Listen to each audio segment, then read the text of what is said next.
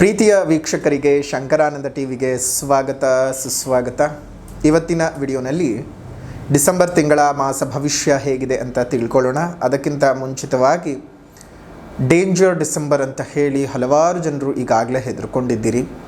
ಡಿಸೆಂಬರ್ನ ತಿಂಗಳಲ್ಲಿ ತುಂಬ ಅವಘಡಗಳು ಸಂಭವಿಸುತ್ತೆ ಮತ್ತು ಅಪಘಾತಗಳಾಗುತ್ತವೆ, ತುಂಬ ಘನಘೋರವಾದ ಘಟನೆಗಳು ನಡೆಯುತ್ತವೆ ಅಂತ ಹೇಳಿ ಬಹಳ ಜನರು ನೊಂದಿದ್ದಾರೆ, ಭಯಪಟ್ಟಿದ್ದಾರೆ ಮತ್ತು ಎಷ್ಟೋ ಜನಕ್ಕೆ ನಡೆದಿದೆ ಸಹ. ಹೌದು, ನಿಜವಾಗ್ಲಿಯೂ ಡಿಸೆಂಬರ್ ಡೇಂಜರ್ ಏನಾ ಅಂತ ನೋಡೋದಾಯಿತು ಅಂದರೆ, ಒಂದು ಹಂತಕ್ಕೆ ಹೇಳಬೇಕು ಅಂದರೆ ಕೇವಲ ಡಿಸೆಂಬರ್ ಮಾತ್ರ ಡೇಂಜರ್ ಅಂತ ಹೇಳಲಿಕ್ಕೆ ಬರೋದಿಲ್ಲ. ನವಂಬರ್, ಡಿಸೆಂಬರ್, ಜನವರಿ ಈ ಮೂರೂ ತಿಂಗಳುಗಳು ಕಾಲ ಸಹ ಬಹಳವಾಗಿ ನಾವು ಕತ್ತಲಿನಲ್ಲೇ ಇರಬೇಕಾಗ್ತದೆ. ಕಾರಣ ದಕ್ಷಿಣಾಯನದ ಉಚ್ಚ ಕಾಲ. ಈ ಕಾರ್ತಿಕ ಅಮಾವಾಸ್ಯೆಯಿಂದ ಪ್ರಾರಂಭವಾದರೆ ಮಕರ ಸಂಕ್ರಮಣದವರೆಗೂ ಸಹ ಬಹಳ ಘನಘೋರವಾದ ಘಟನೆಗಳು ಪ್ರಕೃತಿಯಲ್ಲಿ ನಡೀತಾ ಹೋಗುತ್ತೆ. ಅದಕ್ಕೆ ನಾವು ನವಂಬರ್, ಡಿಸೆಂಬರ್, ಜನವರಿ ಅಂತ ಹೆಸರಿಟ್ಕೊಳ್ಬಹುದೇ ಹೊರತು ನಮ್ಮ ಆಧ್ಯಾತ್ಮಿಕ ದೃಷ್ಟಿಯಲ್ಲಿ ನೋಡೋದಾಯಿತು ಅಂತ ಹೇಳಿದ್ರೆ, ಹಿಮಂತ ಋತು ಅಥವಾ ಹೇಮಂತ ಋತು ಏನು ಪ್ರಾರಂಭವಾಗುತ್ತೆ ಮತ್ತು ಸಂಕ್ರಮಣದ ಕಾಲ, ಮಕರ ಸಂಕ್ರಮಣದ ಕಾಲದವರೆಗೂ ಸಹ ದಕ್ಷಿಣಾಯನದ ಪರಮ ಉಚ್ಚ ಕಾಲ ಇರುತ್ತೆ. ನೋಡಿ, 5:30-6 ಗಂಟೆ ಆಗ್ತಾ ಇದ್ದ ಹಾಗೆ ನಮಗೆ ಎಂಥ ಕತ್ತಲಾಗೋಗುತ್ತೆ ಅಲ್ವಾ. ಇನ್ನು 6:30 ಆಗೋಯ್ತು ಅಂದರೆ ಪೂರ್ತಿ ಕಗ್ಗತ್ತಲು ಆವರಿಸ್ಕೊಳ್ಳುವಂಥ ಕಾಲ. ಅದೇ ಉತ್ತರಾಯಣದ ಪುಣ್ಯಕಾಲದಲ್ಲಿ ನೋಡಿ, 7 ಗಂಟೆ ಆಗ್ತಿದ್ರು ನಮಗೇನು ಮನೆ ಲೈಟ್ ಹಾಕಬೇಕು ಅಂತೇನು ಅನಿಸೋದಿಲ್ಲ. ಕಾರಣ ಅಷ್ಟು ಬೆಳಕಿರುತ್ತೆ. ಅಂದರೆ ವಾತಾವರಣದಲ್ಲೇ ಇಷ್ಟು ಬದಲಾವಣೆಯನ್ನು ನಾವು ನೋಡ್ತಾ ಇರ್ತೇವೆ. ಈ ವಾತಾವರಣದಲ್ಲೇ ಇಷ್ಟು ಬದಲಾವಣೆ ಇದ್ದಾಗ ಯಾಕೆ ವಾತಾವರಣದಲ್ಲಿ ಬದಲಾವಣೆ ಆಗುತ್ತೆ? ಪ್ರಕೃತಿ ಬದಲಾವಣೆ. ಸೂರ್ಯನ ಸ್ಥಾನ ಅಲ್ಲದೆ ಇದ್ದರೂ ಚಲನೆಯ ಬದಲಾವಣೆಯಿಂದಾಗಿ ನಮಗಿಷ್ಟೆಲ್ಲ ಪರಿವರ್ತನೆಗಳಾಗ್ತಾ ಇರುತ್ತೆ. ಸೊ ಹಾಗಾಗಿ ಜನವರಿ 14ನೇ ತಾರೀಕಿನವರೆಗೂ ಪ್ರತಿಯೊಬ್ಬರೂ ಅಷ್ಟೇ ತುಂಬ ಜಾಗರೂಕತೆಯಿಂದ ಇರಬೇಕು. ದಕ್ಷಿಣಾಯನದ ಪ್ರಮೋಚ್ಚ ಕಾಲದಲ್ಲಿದ್ದೇವೆ. ಮಾನಸಿಕ ಸ್ಥಿತಿಗತಿಗಳು ತುಂಬ ಏರಿಳಿತವಾಗ್ತಾ ಇರುತ್ತವೆ. ಸಣ್ಣ ಪುಟ್ಟ ವಿಚಾರಗಳು ದೊಡ್ಡ ದೊಡ್ಡ ಮಟ್ಟಕ್ಕೆ ಮಾನಸಿಕ ವ್ಯಥೆಗೆ ಕಾರಣ ಆಗ್ತಾ ಇರುತ್ತೆ. ಚಿಂತೆಗಳು ಜಾಸ್ತಿ ಆಗ್ತಾ ಇರುತ್ತವೆ. ಮಾಡುವಂತಹ ಕೆಲಸ ಕಾರ್ಯಗಳ ನಮಗೆ ಒಂದು ಕ್ಲಾರಿಟಿ ಅನ್ನೋದು ಸಿಕ್ಕೋದಿಲ್ಲ. ವ್ಯಾಪಾರ ವ್ಯವಹಾರಗಳಲ್ಲಂತೂ ನಿಮಗೆ ಬಹಳ ತಲೆ ಕೆಟ್ಟು ಗೊಬ್ಬರ ಹಿಡಿದಿರುತ್ತೆ. ಏನು ಮಾಡಬೇಕು, ಏನು ಬಿಡಬೇಕು ಅನ್ನುವಂತಹ ವಿಚಾರಗಳು ಗೊತ್ತಿಲ್ಲದೆ ಒದ್ದಾಡ್ತಾ ಇರ್ತೀರಿ. ಹಾಗಾಗಿ ಡಿಸೆಂಬರ್ ಮಾತ್ರ ಅಲ್ಲ, ಜನವರಿ 14ನೇ ತಾರೀಕಿನವರೆಗೂ ಸಹ ಎಲ್ಲರೂ ಬಹಳ ಜಾಗರೂಕತೆಯಿಂದ ಇರಬೇಕು. ವಾಹನ ಅಪಘಾತಗಳು ತುಂಬ ಆಗೋ ಚಾನ್ಸಸ್ ಜಾಸ್ತಿ ಇದೆ. ಹುಷಾರು. ವಾಹನಗಳನ್ನು ಯೂಸ್ ಮಾಡ್ತಕ್ಕಂಥವ್ರು ಸ್ವಂತ ವಾಹನಗಳಾಗಲಿ ಯಾವುದೇ ಆಗಲಿ ವಾಹನಗಳನ್ನು ಚಾಲನೆ ಮಾಡುವಂತಹ ಸಂದರ್ಭದಲ್ಲಿ ಜಾಗ್ರತೆಯಾಗಿ ಚಾಲನೆಯನ್ನು ಮಾಡ್ತಾ ಬನ್ನಿ. ಇನ್ನು ಡಿಸೆಂಬರ್ ತಿಂಗಳಲ್ಲಿ ಬದಲಾವಣೆ ಆಗುವಂತಹ ಗ್ರಹಗಳ ಬಗ್ಗೆ ಮಾಹಿತಿಯನ್ನು ನೋಡೋದಾಯಿತು ಅಂತ ಹೇಳಿದ್ರೆ, 5ನೇ ತಾರೀಕು 12ನೇ ತಿಂಗಳು 2025ಕ್ಕೆ ಮಿಥುನ ರಾಶಿಗೆ ಗುರು ವಕ್ರೀಗತನಾಗಿ ಪ್ರವೇಶ ಮಾಡ್ತಾ ಇದ್ದಾನೆ. ನೋಡಿ, ಇಷ್ಟು ದಿವಸ ಗುರುಬಲ ಮತ್ತು ಗುರುಬಲ ಕೆಲ ರಾಶಿಗಳಿಗಿತ್ತು, ಕೆಲವು ರಾಶಿಗಳಿಗೆ ಈಗ ಹೋಗುತ್ತೆ. ಅಂದರೆ ತನ್ನ ಮೂಲಸ್ಥಾನ ಮತ್ತೆ ಪುನಃ ದೀರ್ಘ ಸಂಚಾರವಾಗಿರ್ತಕ್ಕಂಥ ಮಿಥುನ ರಾಶಿಗೆ ಪ್ರಯಾಣ ಬಳಸ್ತಾ ಇದ್ದಾನೆ ವಕ್ರೀಗತನಾಗಿ ಗುರು. ಇನ್ನು 6ನೇ ತಾರೀಕು 12ನೇ ತಿಂಗಳು 2025ಕ್ಕೆ ವೃಶ್ಚಿಕ ರಾಶಿಗೆ ಬುಧ ಪ್ರವೇಶ ಮಾಡ್ತಾ ಇದ್ದಾನೆ. ಇನ್ನು 7ನೇ ತಾರೀಕು 12ನೇ ತಿಂಗಳು 2025ಕ್ಕೆ ಧನಸ್ಸು ರಾಶಿಗೆ ಕುಜ ಪ್ರವೇಶ ಮಾಡ್ತಾ ಇದ್ದಾನೆ.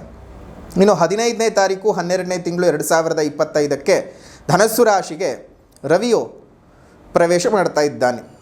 ಇನ್ನು 20ನೇ ತಾರೀಕು 12ನೇ ತಿಂಗಳು 2025ಕ್ಕೆ ಧನಸ್ಸು ರಾಶಿಗೆ ಶುಕ್ರ ಪ್ರವೇಶ ಮಾಡಿದ್ರೆ, 29ನೇ ತಾರೀಕು 12ನೇ ತಿಂಗಳು 2025ಕ್ಕೆ ಬುಧನು ಧನಸ್ಸು ರಾಶಿಗೆ ಪ್ರವೇಶ ಮಾಡ್ತಾ ಇದ್ದಾನೆ. ಈ ಗ್ರಹಗಳ ಸ್ಥಾನದ ಬಲಾಬಲಗಳ ಆಧಾರದಲ್ಲಿ ರಾಶಿ ಭವಿಷ್ಯ ಹೇಗಿದೆ, ಈ ತಿಂಗಳ ಮಾಸಿಕ ಭವಿಷ್ಯ ಹೇಗಿದೆ ಅನ್ನೋದನ್ನು ನೋಡೋಣ. ಇನ್ನು 2025ರ ಕ್ಯಾಲೆಂಡರ್ ತಿಂಗಳ ಕೊನೆಯ ಮಾಸವಾದಂತಹ ಡಿಸೆಂಬರ್ ತಿಂಗಳ ಮಾಸ ಭವಿಷ್ಯ ಮೀನ ರಾಶಿಯವರಿಗೆ ಹೇಗಿದೆ ಅಂತ ಗಮನಿಸೋದಾಯಿತು ಅಂತ ಹೇಳಿದ್ರೆ, ನೋಡಿ, ಮೀನ ರಾಶಿನಲ್ಲಿ ಹುಟ್ಟಿರ್ತಕ್ಕಂಥವ್ರಿಗೆ ಈಗಾಗಲೇ 7.5 ನಡೀತಾ ಇದೆ. ಜೊತೆಗೆ ಸಂಪೂರ್ಣವಾದಂತಹ ಗುರುವಿನ ಅನುಗ್ರಹ ಸಹ ಇಲ್ಲ. ಹಾಗಂಥೇಳಿ ನಿಮ್ಮ ಬದುಕೇನೋ ಕೆಟ್ಟೋಗ್ಬಿಡತ್ತೆ ಅಥವಾ ಏನೋ ತೊಂದರೆ ತಾಪತ್ರೆಗಳಾಗತ್ತೆ ಅಂತ ಯೋಚನೆ ಮಾಡುವಂಥ ಅವಶ್ಯಕತೆ ಇಲ್ಲ. ಈ ಒಂದು ಡಿಸೆಂಬರ್ನ ತಿಂಗಳು ನಿಮಗೆ ಬಹಳ ಸಾಧಕವಾಗಿಯೇ ಆಗುವಂತಹ ಸಾಧ್ಯತೆಗಳಿದ್ದಾವೆ. ಅದರಲ್ಲೂ ಈ 2ನೇ ಬಾರಿ ಹೊಂಬು ಶನಿಯನ್ನು ಯಾರು ಅನುಭವಿಸ್ತಾ ಇದ್ದೀರಿ, ನಿಮ್ಮ ಜಾತಕದಲ್ಲಿ 2ನೇ ಬಾರಿಗೆ 7.5 ಯಾರ್ಯಾರಿಗೆಲ್ಲ ಬಂದಿದೆ ಅವರಿಗೆ ಬಹಳ ತುಂಬ ಚೆನ್ನಾಗಿರ್ತಕ್ಕಂತಹ ಜೀವನ ಆಗತ್ತೆ. ಸೊ ಹಾಗಾಗಿ ಜಾಗ್ರತೆ ಅನ್ನೋದನ್ನು ಇಟ್ಕೊಂಡಿರಲೇಬೇಕು. ಹಾಗಂತ ಹೇಳಿ ತುಂಬಾ ನೋವು ಪಟ್ಕೊಳ್ಳುವಂಥ ಅವಶ್ಯಕತೆಯೂ ಇಲ್ಲ. ಅಯ್ಯೋ, ನಮ್ಮ ಜೀವನ ಹೀಗಾಗೋಯ್ತಲ್ಲ, ಕಷ್ಟಗಳು ಬರುತ್ತಲ್ಲ, ನಷ್ಟಗಳಾಗುತ್ತಲ್ಲ ಅಂತ. ಕಷ್ಟಗಳು ಬರಲಿ, ಸುಖಗಳು ಬರಲಿ, ಬಂದದ್ದೆಲ್ಲ ಬರಲಿ, ಭಗವಂತನ ದಯೆ ಇರಲಿ ಅಂತ ಹೇಳಿ ಜೀವನನ ಮುಂದುವರಿಸ್ಕೊಳ್ತಾ ಹೋಗಿ. ಈ ಒಂದು ತಿಂಗಳಲ್ಲಿ ನಿಮಗೆ ರೋಗ ರುಜಿನಗಳಿಂದ ದೂರ ಆಗ್ತೀರಿ. ಆರೋಗ್ಯದ ಭಾಗ್ಯ ಅನ್ನುವಂಥದ್ದು ಉಂಟಾಗುತ್ತೆ. ಮಾನಸಿಕವಾಗಿ ಬಹಳ ಗಟ್ಟಿಯಾಗ್ತಕ್ಕಂಥದ್ದು, ಮಾಡುವಂತಹ ಕೆಲಸ ಕಾರ್ಯಗಳಲ್ಲಿ ಬಹಳ ಒಂದು ಮನ್ನಣೆಯನ್ನು ಪಡ್ಕೊಳ್ತೀರಿ. ಕೆಲಸ ಕಾರ್ಯಗಳು ಸಾಫಲ್ಯವನ್ನು ಕಾಣ್ತಕ್ಕಂಥದ್ದು, ಬಹಳ ಗಣ್ಯ ವ್ಯಕ್ತಿಗಳು ಮತ್ತು ಪ್ರತಿಷ್ಠಿತ ವ್ಯಕ್ತಿಗಳ ಭೇಟಿ ಉಂಟಾಗ್ತಕ್ಕಂತಹ ಸಾಧ್ಯತೆಗಳು ಇದ್ದಾವೆ. ಸ್ವಲ್ಪ ಮಟ್ಟಕ್ಕೆ ನಿಮಗೆ ಆದಾಯವೂ ಹೆಚ್ಚಿಗೆ ಆಗುತ್ತೆ. ನಿಮ್ಮ ಕೈದು ಮೊದಲೇ ತೂತು. ಖರ್ಚುಗಳನ್ನಂತೂ ಹಿಡ್ತಾ ಮಾಡೋದೇ ಇಲ್ಲ. ನಾವಂತೂ ಹೇಳ್ತಾನೆ ಇರ್ತೀವಿ, ಆ ದುಡ್ಡು ಬರೋದೇ ಕಾಯ್ತಾ ಇರ್ತೀರಿ. ಕೋತಿಗೆ ಹೆಂಡ ಕುಡಿಸ್ದ ಹಾಗೆ. ಕೋತಿನೇ ಮೊದಲೇ ವಿಚಿತ್ರವಾದ ಅವತಾರ, ಇನ್ನು ಅದು ಹೆಂಡ ಕುಡಿದ್ಬಿಟ್ರೆ ಇನ್ನು ಹೇಗೆ ಆಡತ್ತಲ್ವ, ಆ ರೀತಿಯಾಗಿ ದುಡ್ಡು ಬಂದರೆ ಮೀನರಾಶಿಯವರು ಹಿಡ್ತಾ ಅನ್ನೋದೇ ಇಲ್ಲ. ನಿಮಗೋಸ್ಕರ ಏನಾದರೂ ಮಾಡ್ಕೋತೀರಾ? ಇಲ್ಲ. ಅವ್ನಿಗೆ ಯಾರಿಗೋ ಬಟ್ಟೆ ಕೊಡಿಸು, ಇನ್ನೊಬ್ಬನಿಗೆ ಯಾರಿಗೋ ಸಾಲ ಕೊಡು, ಅವ್ನಿಗೇನೋ ತಿನ್ನಿಸು, ಇದೇ ಆಗೋಗುತ್ತೆ ನಿಮ್ಮ ಜೀವನ ಪೂರ್ತಿ. ನಿಮ್ಮನ್ನು ನೋಡ್ಕೊಳ್ಳೋದು ಯಾವಾಗ? ನಿಮಗೆ ಬೇಕಾಗಿದ್ದನ್ನು ಮಾಡ್ಕೊಳ್ಳೋದು ಯಾವಾಗ? ಹೋಗಲಿ, ನೀವಾದರೂ ಚೆನ್ನಾಗಿರೋ ಬಟ್ಟೆಗಳನ್ನು ತೊಗೊಂಡು ಹಾಕ್ಕೊಂಡ್ರಾ? ಇಲ್ಲ. ನೀವೇನೋ 1000-2000 ಬಟ್ಟೆ ಖರ್ಚು ಮಾಡ್ಕೊಳ್ಳೋದಕ್ಕೂ ಅಯ್ಯೋ ಅಷ್ಟೊಂದು ಅಂತೀರಿ. ಬೇರೆಯವ್ರಿಗೆ 10ಕ್ಕಿಂತ ಜಾಸ್ತಿನೇ ಮಾಡಾಕ್ಬಿಟ್ಟಿರ್ತೀರಿ. ಆ ರೀತಿಯಾಗಿ ತಿಂಗಳೆಲ್ಲ ಮಾಡೋಕ್ಕೆ ಹೋಗಬೇಡಿ. ಈ ತಿಂಗಳೆಲ್ಲ ಯಾವತ್ತೂ ಮಾಡೋಕ್ಕೆ ಹೋಗಬೇಡಿ. ನಿಮ್ಮ ಬದುಕನ್ನು ಸರಿಯಾದ ರೀತಿಯಲ್ಲಿ ನೀವು ಮುಂದುವರಿಸ್ಕೊಳ್ತಾ ಹೋಗಿ ಅಂತ ಹೇಳ್ತಾ, ಸ್ವಲ್ಪ ಮಟ್ಟಕ್ಕೆ ದುಷ್ಟ ಜನರ ಸಹವಾಸಗಳು ಉಂಟಾಗಬಹುದು. ಆದರೆ ಯಾರ ಸಹವಾಸಕ್ಕೂ ಸಿಲುಕು ಹಾಕ್ಕೊಳ್ಳೋಕೆ ಹೋಗೋದು ಬೇಡ. ನಿಮ್ಮ ಬಹಳ ದಿವಸಗಳ ಕನಸುಗಳು ನನಸಾಗ್ತದೆ. ನಿಮ್ಮ ಒಂದು ವಿಶೇಷವಾದಂತಹ ಪ್ರಯತ್ನಗಳು ಯಶಸ್ಸನ್ನು ಕೊಟ್ಟು ಭೂಖರೀದಿಯ ಯೋಗಗಳನ್ನು ಕೊಡ್ತಾನೆ. ಅದೇ ರೀತಿಯಾಗಿ ಹಲವು ವಿಚಾರಗಳಲ್ಲಿ ನಿಮಗೆ ನೆಮ್ಮದಿಯನ್ನು ಕರುಣಿಸ್ಕೊಡುವಂಥದ್ದು, ತಾಪತ್ರಯಗಳಿಂದ ದೂರವಾಗ್ತಕ್ಕಂಥದ್ದು, ಅನೇಕ ರೀತಿಯಾದಂತಹ ಏಳಿಗೆಯನ್ನು ತಂದುಕೊಡ್ತಕ್ಕಂಥದ್ದು ಸಾಧ್ಯತೆಗಳು ಅತ್ಯಧಿಕವಾಗಿದೆ. ಕುಟುಂಬದಲ್ಲಿದ್ದಂತಹ ಅನೇಕ ವಿರಸಗಳು ದೂರವಾಗುತ್ತೆ. ಶತ್ರುಗಳ ಕಾಟ ಕಡಿಮೆ ಆಗ್ತಕ್ಕಂಥದ್ದು. ಹಾಗಂಥೇಳಿ ಮೀನರಾಶಿಯವ್ರಿಗೆ ಶತ್ರುಗಳು ಎಲ್ಲರೂ ಹೊರಟೋಗ್ತಾರೆ ಅಂತ ಹೇಳೋಕ್ಕಾಗಲ್ಲ. ಅದು ಯಾವ ರೀತಿಯಾಗಿ ಮೀನರಾಶಿಯವರು ಅಂತ ಹೇಳಿದ್ರೆ, ನಿಮ್ಮ ಮುಖ ನೋಡಿಲ್ಲದೆ ಇರುವಂಥವರು ಸಹ ನಿಮಗೆ ಶತ್ರುಗಳೇ. ಅವನನ್ನು ನಾನು ಯಾವುದೋ ಒಂದು ವಿಡಿಯೋನಲ್ಲಿ ನೋಡಿದ್ದೀನಿ, ಅವ್ನಿಗೆ ಅಹಂಕಾರ ಬಿಡು, ಅವಳು ಸರಿ ಇಲ್ಲ ಬಿಡು. ಒಂದು ಹಂತಕ್ಕೆ ಹೇಗಾಗ್ಬಿಡತ್ತೆ ಅಂದರೆ, ಪಾಪ ಮೀನರಾಶಿಯವರಿಗೆ ಅವ್ರ ಹತ್ರ ನೋಡಿರೋದಿಲ್ಲ, ಅವ್ರ ಹತ್ರ ಮಾತಾಡಿರೋದಿಲ್ಲ, ಅವರುಗಳನ್ನೇ ದೂಷಣೆ ಮಾಡೋದಕ್ಕೆ ಶುರು ಮಾಡಿಬಿಡ್ತಾರೆ. ಓವರ್ ಹೆಡ್ ವೆಯ್ಟಪ್ಪ, ತುಂಬ ದುರಹಂಕಾರ ಜಾಸ್ತಿ. ನೋಡಿ, ಯಾವುದೇ ಕಾರಣಕ್ಕೂ ಮೀನರಾಶಿಯವರಿಗೆ ದುರಹಂಕಾರವಾಗಲಿ ಅಥವಾ ಇನ್ನೊಂದಾಗಲಿ, ಓವರ್ ಹೆಡ್ ವೆಯ್ಟ್ ಆಗಲಿ ಖಂಡಿತ ಇಲ್ಲ. ಅವ್ರಿಗೊಂದು ಯಾವಾಗಲೂ ಒಂದು ಮನಸ್ಸಿನ ಭಯ ಅನ್ನೋದು ಇದ್ದೇ ಇರುತ್ತೆ. ಎಲ್ಲಿ ನನ್ನ ಒರಿಜಿನಲ್ ಕ್ಯಾರೆಕ್ಟರ್ ಗೊತ್ತಾಗ್ಬಿಟ್ರೆ ನನ್ನನ್ನು ಎಲ್ಲಿ ದುರುಪಯೋಗ ಮಾಡ್ಕೊಂಡು ಬಿಡ್ತಾರೆ ಅನ್ನುವಂತಹ ಒಂದು ಆಂತರಿಕ ಭಯ ಅವರನ್ನು ಈ ರೀತಿಯಾದಂಥ ಅವಸ್ಥೆಗಳಲ್ಲಿ ಸಿಲುಕಾಕ್ಬಿಡುತ್ತೆ. ಜೊತೆಗೆ ಅವರು ಎಲ್ಲ ವ್ಯಕ್ತಿಗಳ ಜೊತೆಗೂ ನೇರವಾಗಿ ಬೆರೆಯಲ್ಲ. ತುಂಬ ಇಂಟ್ರೋವರ್ಟ್, ತುಂಬ ಕಡಿಮೆ ಜನರ ಜೊತೆಗೆ ಬೆರೆಯೋದು. ಅವ್ರಿಗೇನಾದರೂ ಇಷ್ಟ ಆಗೋಯ್ತು ಅಂದರೆ ತುಂಬ ಬೆರೆತು ಬಿಡ್ತಾರೆ. ಸೊ ಅದೇನಾಗ್ಬಿಡತ್ತೆ ಅಂತ ಹೇಳಿದ್ರೆ, ಬಲ್ಲವನೇ ಅದೇನೋ ಹೇಳ್ತಾರೆ ನೋಡಿ, ಬಲ್ಲವನೇ ಬಲ್ಲ ಬೆಲ್ಲದ ಸವಿಯನ್ನು ಅಂತ. ಮೀನರಾಶಿಯವರ ಸಹವಾಸ ಗೊತ್ತಿರೋರು ಮಾತ್ರ ಅವ್ರು ಎಷ್ಟು ಒಳ್ಳೆಯವರು ಅಥವಾ ಎಷ್ಟು ಕೆಟ್ಟವರು ಅಂತ ಹತ್ತಿರದಿಂದ ನೋಡಿರೋರು ಸಾಧ್ಯವಾಗುತ್ತೆ ತಿಳ್ಕೊಳ್ಳೋಕ್ಕಿಲ್ಲ ಅಂದರೆ ಬಹಳ ಕಷ್ಟ. ಸುಮ್ಮನೆ ದೂರದಿಂದ ನಿಂತ್ಕೊಂಡು ಅಂಜನ ಹಾಕಿದಾಗ ತುಂಬಾ ಕೆಟ್ಟವರು, ತುಂಬ ರ್ಯಾಶು, ತುಂಬ ಅಹಂಕಾರಿಗಳು ಅಂತ ಕಂಡರು ತುಂಬ ಡೌನ್ ಟು ಅರ್ತ್, ಪರೋಪಕಾರ, ಬೇರೆಯವರಿಗೋಸ್ಕರನೇ ಬದುಕುವಂಥದ್ದು, ತಮಗೋಸ್ಕರ ಅಷ್ಟೊಂದು ಚಿಂತನೆ ಮಾಡಿಕೊಳ್ಳುವಂತಹ ಜೀವಿಗಳಲ್ಲ. ಸೊ ಆದ ರೀತಿಯಾದಂಥ ಅನೇಕ ತಪ್ಪು ಕಲ್ಪನೆಗಳಿದ್ದಾವೆ, ಇಟ್ಕೊಳ್ಳಿ ಬಿಡಿ. ಆದ್ದರಿಂದ ನಿಮಗೆ ತುಂಬ ಒಳ್ಳೆಯದು. ಯಾಕೆ ಹೇಳಿ, ಆಗ ಜನಗಳು ನಿಮ್ಮ ಹತ್ರಕ್ಕೆ ಬರಲ್ಲ. ನೀವು ಜನಗಳಿಂದ ಮೋಸ ಹೋಗೋದು ತಪ್ಪತ್ತೆ. ಕೆಲವೊಂದು ಸಲ ಬೋರ್ಡ್ ಹಿಡ್ಕೊಂಡು ಬನ್ನಿ ಬನ್ನಿ ಬನ್ನಿ ನನಗೆ ಮೋಸ ಮಾಡಿ ಬನ್ನಿ ಅಂತ ಕರೆದೋ ಹಾಗಿರುತ್ತೆ ನಿಮ್ಮದು. ಅವ್ರು ಕೆಟ್ಟವರು ಅಂತ ಗೊತ್ತಿದ್ರು ಅವ್ರು ಸಹವಾಸ ಮಾಡೋಕ್ಕೆ ಹೋಗ್ತೀರಿ.